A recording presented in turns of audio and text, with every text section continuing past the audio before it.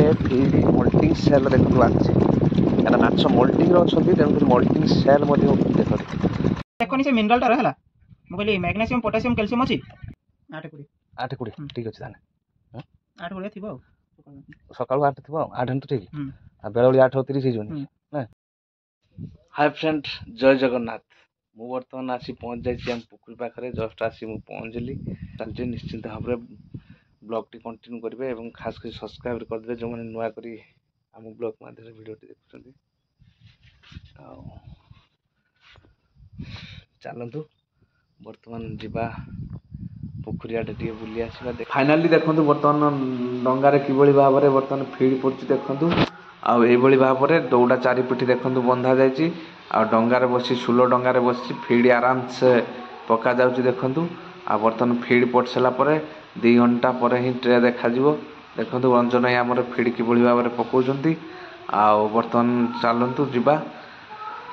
ବର୍ତ୍ତମାନ ଦେଖନ୍ତୁ ଟ୍ରେ ଦେଖିବା ପାଇଁ ଆସିଗଲି ଟ୍ରେ ଟେକି ଦେଇଛି ଦେଖନ୍ତୁ ପାଖାପାଖି 5 ପିସ୍ ମାଛ ଉଠିଛନ୍ତି ଆଉ ମାଛ ଫିଡ୍ ମଧ୍ୟ ଖାଇନାହାନ୍ତି। ଦେଖନ୍ତୁ କିଭଳି ଭାବରେ ମାଛ ଟିକେ ଡାଉନ୍ ଅଛନ୍ତି ଆଉ ଦେଖନ୍ତୁ ଆକ୍ଟିଭ ନାହାନ୍ତି ବେଶୀ।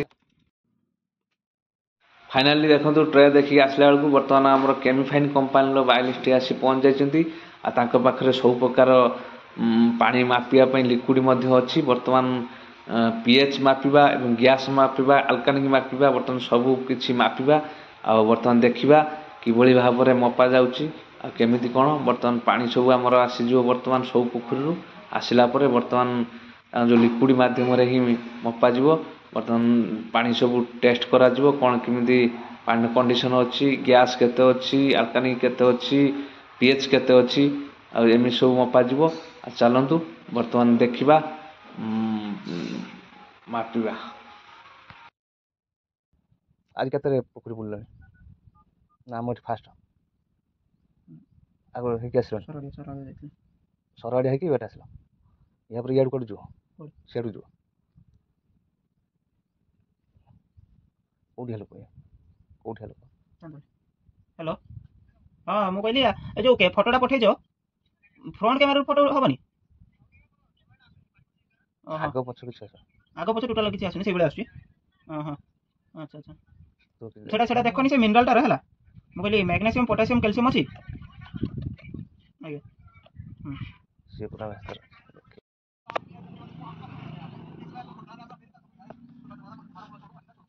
ଚାରି ml ସେ 4 ଟଙ୍କା 4 ଟଙ୍କା ଏଇଟା 2.5 ml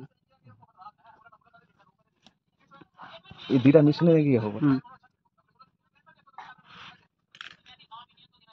পানি পকাই রখা হবো না পানি ন পকাইলে ବି ରହିବ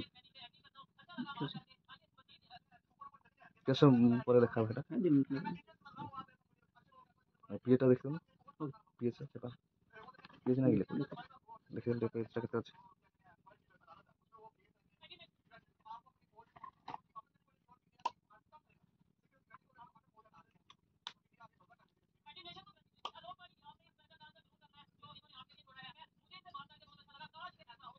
ପିଏଚ ରେ କେତେ ml ପାଣି ଗୋଟେ ml ପାଣି ଗୋଟେ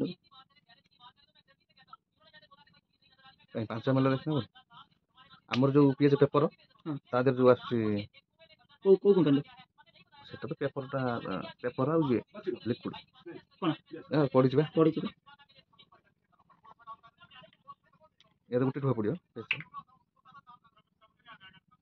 ପୁରୁଣା ଅଛି ଗୋଟେ ଦେଇବ ଗୋଟେ ଆସେ ଗୋଟେ ସିଜନ ଗୋଟେ ଆସେ ମାନେ ଗୋଟେ କ୍ରପର ଗୋଟେ ଏଇ ଯେ କ୍ରପଟା ଚାଲିଛି ଏଟା ଗୋଟେ ପୁଣି ରାନି କ୍ରପ ଆଉ ସିଜନ ଆଉଟ କଣ ପାଇଁ ଦଉଁ ଦିଏ ଆମ ଆଉ ଏ ଗୋଟେ ଲିକ୍ୱିଡ ଦାମ 3000 କୋଡ ଏଟା 3000 ହବ ହଁ କେତେ ଅଛି କେତେ କେତେ ml ସେଟା ଟୋଟାଲି ଏଟା ଅଛି 37 ml ଟୋଟାଲି 37 ml ନା 500 ପକଉଛ ଅଧିକ ପଡ଼ିବ ଅଧିକ ଆଉ ଧର ତମର ବେଳାଳି ସରିଗଲା ଆଉ ଲୋକଙ୍କ ଦେଖିବନି ଧର ଗୋଟେ ସରେନି ସେମିତି ସରେନି 8:20 ଠିକ୍ ଅଛି ତାହେଲେ 8:20 ଥିବ ଆଉ ସକାଳୁ 8 ଥିବ ଆଉ 8 ତ ଠିକ୍ ଆଉ ବେଳବେଳି 8:30 ହେଇଯିବନି ନା ଆଉ ଇଏଟା କେତେ ଅଛି ହାଲକା ଗ୍ୟାସ୍ ଅଛି ଜଷ୍ଟ ମରା ହେଇଥିଲା 2-4 ଦିନ ହବ 10 ଦିନ ଖଣ୍ଡେ ମାରିଦେବା ଆଉ ନା 0.50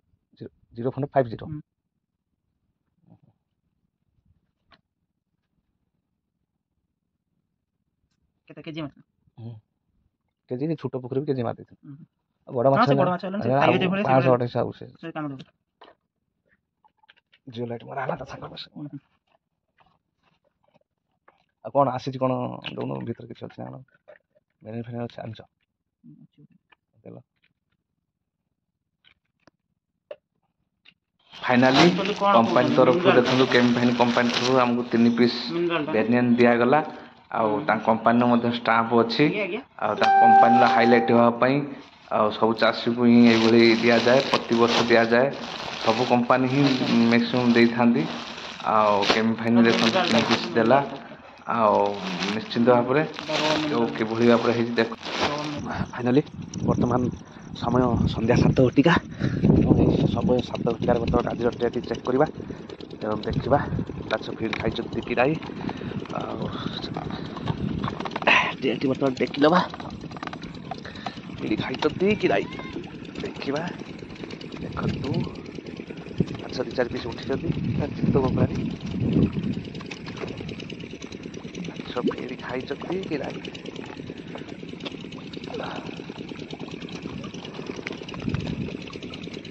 ଫାଇନାଲି ତେବେ ଫିଡ୍ ମଧ୍ୟ ଖାଇ ଦେଇଛନ୍ତି। ଦେଖନ୍ତୁ ବର୍ତ୍ତମାନ 3 ପିସ୍ 4 ପିସ୍ ମାଛ ଉଠିଛନ୍ତି, ଫିଡ୍ ମଧ୍ୟ ଖାଇ ଦେଇଛନ୍ତି। ଫାଇନାଲି ବର୍ତ୍ତମାନ ଟ୍ରେ ଦେଖା ଚାଲୁଅଛି। ବର୍ତ୍ତମାନ ସମୟ ତ 7ଟା ହେଇଯାଇଛି। ମୁଁ ବର୍ତ୍ତମାନ ସେ ଟ୍ରେ ଦେଖିଦେଇକି ରେଟ୍ରେ ମାରିଦେଇଛି। ଆଉ ବର୍ତ୍ତମାନ ରେଟ୍ରେ ରାତି ସାରା ହିଁ ଚାଲିବ,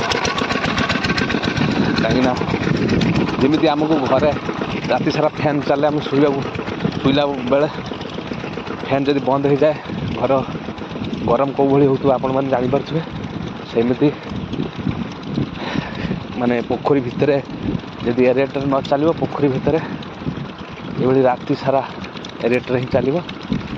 ପୋଖରୀ ଭିତରେ ପ୍ରବଳ ଗରମ ହେବ, ମାଛକୁ ଅକ୍ସିଜେନ୍ ସର୍ଟ ହେବ, ତେଣୁକରି ମାଛ ଉଠିପାରନ୍ତି।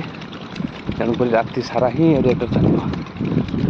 ମଣିଷ ଯେମିତି ମାଛ ବି ସେମିତି। ଘାସ ପ୍ରବଳ ହେଇଗଲାଣି।